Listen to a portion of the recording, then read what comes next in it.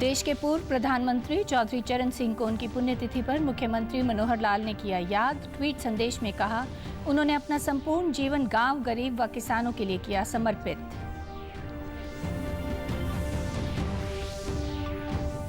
मुख्यमंत्री मनोहर लाल ने कहा, धान की रोपाई पर प्रदेश सरकार की तरफ से कोई रोक नहीं। किसान खुद धान की जगह दूसरी फसल की बिजाई का दे रहे हैं आश्वासन।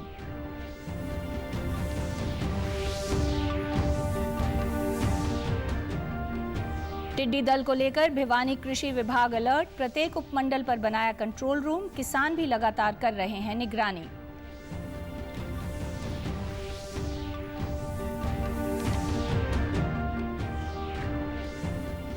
और कोरोना के लगातार बढ़ रहे मामलों पर दिल्ली से लगती प्रदेश की सभी सीमाएं सील। बिना अनुमति वाले वाहनों के आवागमन पर लगी रोक। नमस्कार, मैं शम्मी नागपाल। अब समाचार विस्तार से। छत्तीसगढ़ के पूर्व मुख्यमंत्री अजीत जोगी का आज दिल का दौरा पड़ने से रायपुर के अस्पताल में निधन हो गया। उनके निधन की जानकारी उनके पुत्र अमित जोगी ने ट्वीट कर दी। प्रधानमंत्री नरेंद्र मोदी ने उनके निधन पर शोक जताया है। देश के पूर्व प्रधानमंत्री चौधरी चरण सिंह की पुण्यतिथि पर प्रदेश के मुख्यमंत्री मनोहर लाल ने उन्हें नमन किया। अपने ट्वीट संदेश में उन्होंने कहा कि चौधरी चरण सिंह ने अपना संपूर्ण जीवन गांव, गरीब व किसानों के उत्थान हेतु समर्पित किया। वे प्रखर नेता व सादगी के परिचायक थे। हरियाणा सरकार ने धान रोपाई की शर्तों में ढील दी है। मुख्यमंत्री मनोहर लाल ने बताया कि जिन गांवों का भूजल स्तर 40 मीटर या इससे अधिक नीचे चला गया है, ऐसे स्थानों के किसानों से हमने धान की जगह दूसरी फसल के उत्पादन की अपील की है। मेरा पानी मेरी विरासत योजना के बारे में मुख्यमंत्री ने कहा कि यह योजना किसानों और प्रदेश के हित में है। बाढ़ग्रस्त क्षेत्रों में अटल भूजल योजना पर भी काम किया जाएगा। उन्होंने बताया कि हमने धान रोपाई के लिए किसानों पर कोई प्रतिबंध नहीं लगाया है। किसानों ने भी हमें 60,000 एकड़ में धान की जगह दूसरी फसल की बिजाई का आश्वासन दिया है। मुख्यमंत्री ने विपक्ष पर निशाना साधते हुए कहा कि गलत आंकड़े बताकर राजनीति करने से बचें।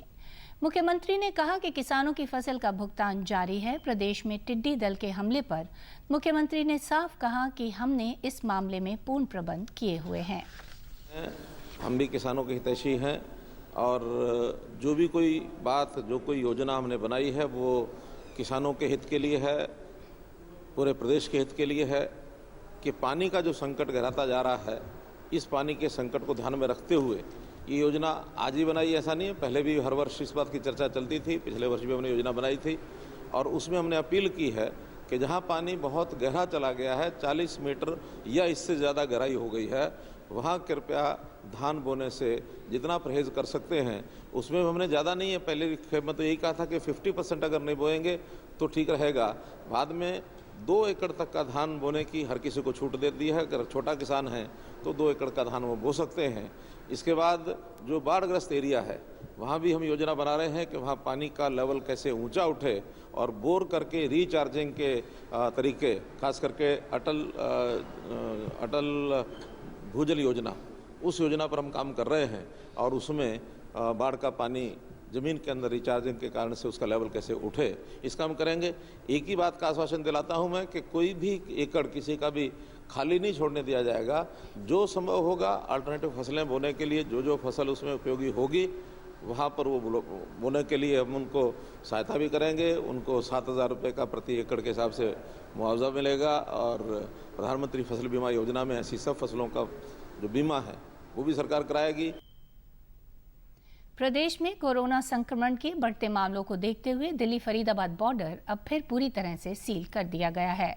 हरियाणा के गृह मंत्री अनिल विज के आदेशों के बाद दिल्ली से लगती हुई हरियाणा की सभी जिलों की सीमाओं पर सख्ती से निपटने के आदेश दिए गए हैं।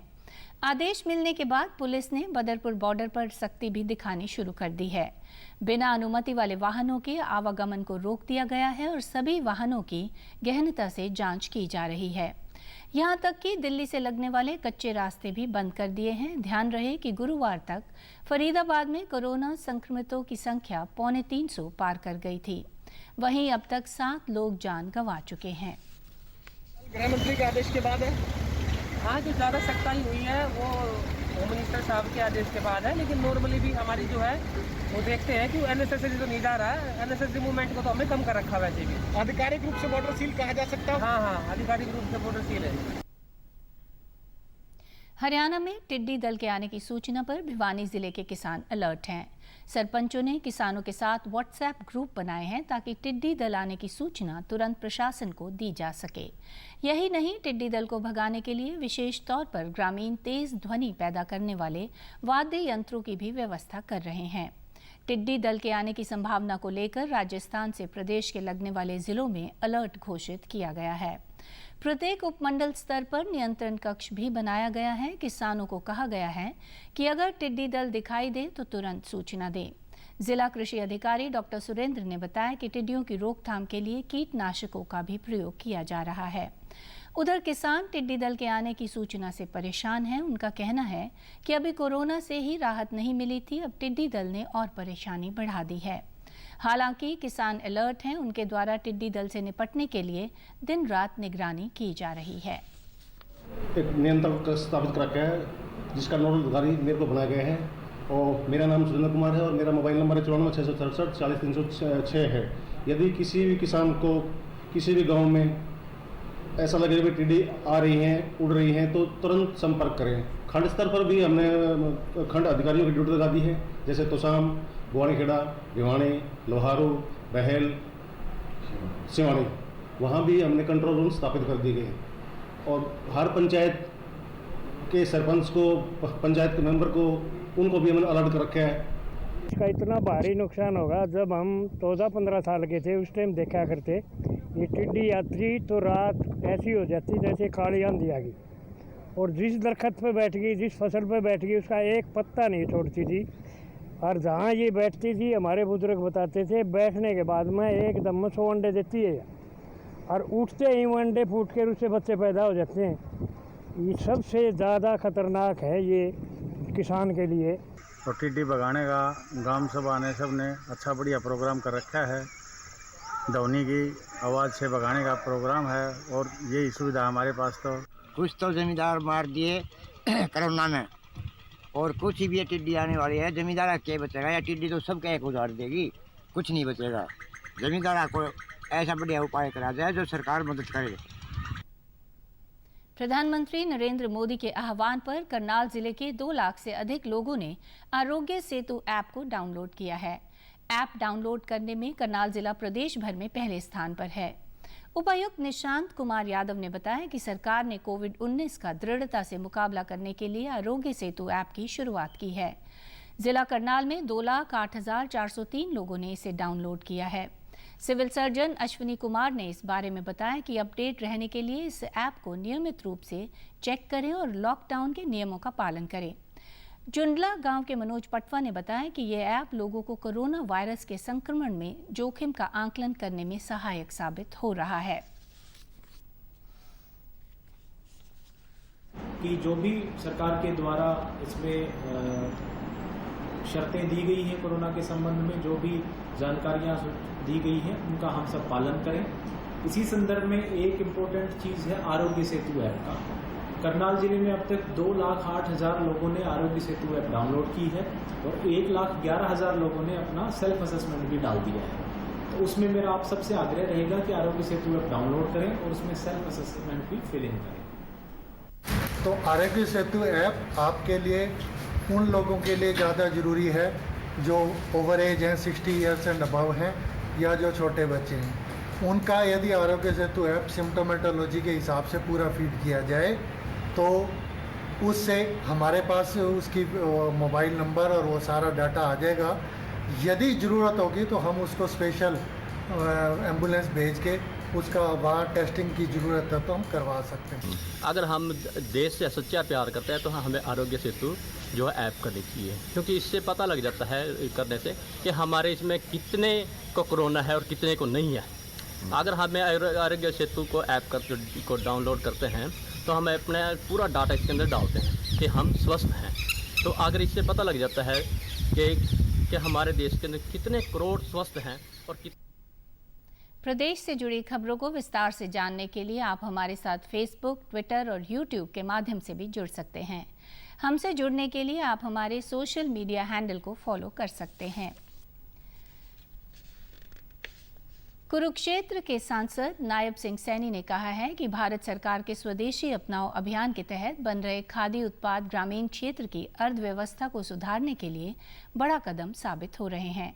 कोरोना आपदा के दौर में खादी जैसे उत्पाद बनाने वाली इकाइयां आत्मनिर्भर भारत अभियान में भी अपना अहम योगदान दे रही हैं। सांसद ने गांव मिर्जापुर खादी ग्राम उद्योग में बन रहे उत्पादों का निरीक्षण भी किया। उन्होंने कहा कि खादी उत्पाद लोकल को वोकल बनाने के प्रधानमंत्री नरेंद्र मोदी के नारे को मजबूत कर रहे हैं। स्वदेशी वस्तुओं को बढ़ावा देने वाली ये इकाइयां ग्रामीण क्षेत्र की अर्थव्यवस्था को सुधारने का भी कार्य करेंगी। उन्होंने कहा कि केंद्र सरकार के फैसले से आज़ादी के बाद पहली बार घरों तक पहुंचने से खादी की ब्रांडिंग हो रही है। इससे ग्रामीण क्षेत्रों की अर्थव्यवस्था में नया सुधार देखने को मिल रहा है। जिस प्रकार से आदरणीय प्रधानमंत्री नरेंद्र मोदी जी की सोच है कि लोकल को वोकल, लोकल का वोकल, और उससे एक बहुत बड़ा खादी इस आश्रम के अंदर जो अलग अलग डिजाइन के कपड़ा तैयार हो रहा है।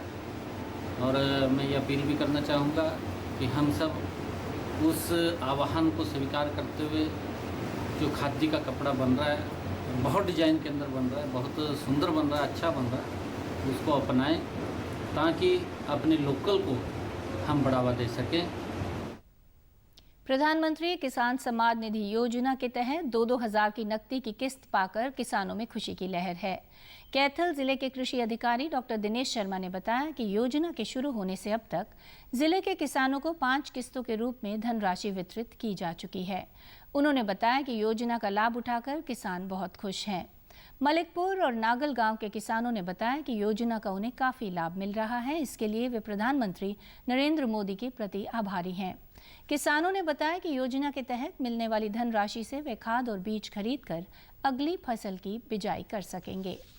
प्रधानमंत्री जो किसान सम्मान निधि है, इसका मेन उद्देश्य है फार्मर को हर 4 महीने बाद आती है। इसका मेन उद्देश्य है कि किसान चौथे जब भी हमारे इनपुट की जो खेती के लिए ज़रूरी जो खाद बीज दवाई है वो फार्मर इस पैसे से वो ले सके नगद दामों। मधुमक्खी पालन मेरा कार्य है, इसमें भी 500 करोड़ रुपए का जो उन्होंने पैकेज दिया है, जिससे मधुमक्खी पालन का कार्य बिल्कुल लुप्त हुआ जा रहा था और सभी मधुमक्खी पालन अपनी उम्मीद छोड़े हुए बैठे थे। और इस पैकेज से हमें बहुत ही खुशी हुई। इसी परिवार के होते हुए हम मधुमक्खी का काम करते हैं।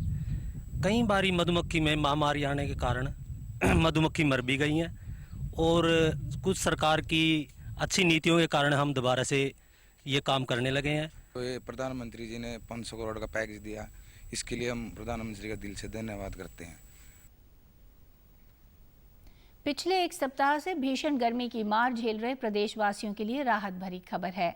गुरुवार शाम से ही हिसार में मौसम में बदलाव देखने को मिला है। हल्की बरसात से रात के तापमान में भी गिरावट देखने को मिली है। मौसम विभाग की माने तो अगले 24 घंटों में प्रदेश में बारिश हो सकती है।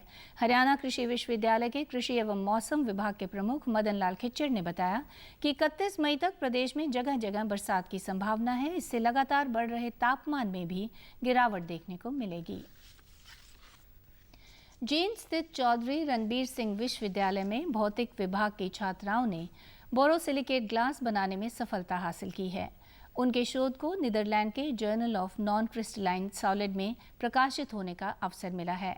विश्वविद्यालय के उप कुलपति प्रोफेसर आर.बी. सोलंकी ने बताया कि विश्वविद्यालय की छात्राओं पूनम और शिवानी ने इस शोध में लगभग 1 वर्ष का समय लिया है। आंध्र प्रदेश के विजयवाड़ा के आंध्रा लॉयला कॉलेज और दिल्ली के तकनीकी विश्वविद्यालय में भी इस ग्लास की टेस्टिंग कराई गई है। उन्होंने बताया कि पूनम और शिवानी द्वारा निर्मित इस ग्लास का उपयोग लेड स्क्रीन व लेजर इलेक्ट्रॉनिक इंडस्ट्री में किया जा सकेगा। खासकर LED बल्ब में इसका प्रयोग और भी लाभदायक होगा। विश्वविद्यालय प्रशासन ने दोनों छात्राओं को इस उपलब्धि पर बधाई दी है। कहीं भी किसी भी यूनिवर्सिटी में, केवल हरियाणा की नहीं, मैं पूरे देश की यूनिवर्सिटीज़ और IITs को भी शामिल करता हूँ, उनमें किसी भी स्टूडेंट का 2.6 इम्पैक्ट फैक्टर में और यूरोप में इस तरह का जर्नल में रिसर्च छपी नहीं है। तो रिसर्च बेसिकली इस बात से ताल्लुक़ रखती है कि वो जो है ग्लास है एक जो इन्होंने प्रोड्यूस किया है, उस ग्लास की अहम क्वालिटी ये है कि वो ग्लास जो है जब उन्हें उसमें इनपुट ये देते हैं तो उसकी आउटपुट बहुत ज़्यादा है, तो वो बहुत एफिशिएंट ग्लास है। जो 2 स्टूडेंट्स हैं पूनम एंड शिवानी, इन्होंने एक ग्लास बनाया है। खासियत ये है कि ये जो ग्लास बनाया है ये हमारी अपनी फिज़िक्स लेबोरेटरी में बनाया है और ये ग्लास केमिकल को मिक्स करके बनाया हुआ है। इसकी जो दूसरी खासियत है वो ये है कि एक फोटोनिक ग्लास है, यानी इसको अगर आप कुछ इनपुट देंगे यानी कुछ एनर्जी से एक्साइट करेंगे तो इसमें लाइट इमिट होगी। अंत में इस बुलेटिन के मुख्य समाचार एक बार फिर।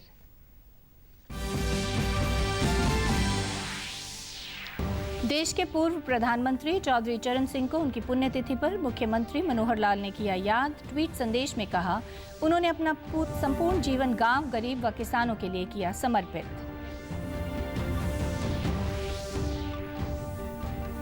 मुख्यमंत्री मनोहर लाल ने कहा, धान की रोपाई पर प्रदेश सरकार की तरफ से कोई रोक नहीं, किसान खुद धान की जगह दूसरी फसल की बिजाई का दे रहे हैं आश्वासन।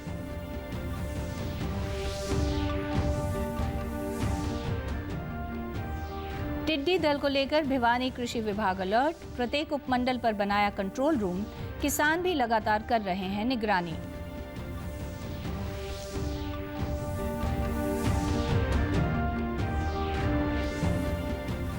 और कोरोना के लगातार बढ़ रहे मामलों पर दिल्ली से लगती प्रदेश की सभी सीमाएं सील, बिना अनुमति वाले वाहनों के आवागमन पर लगी रोक। समाचारों में आज इतना ही। नमस्कार।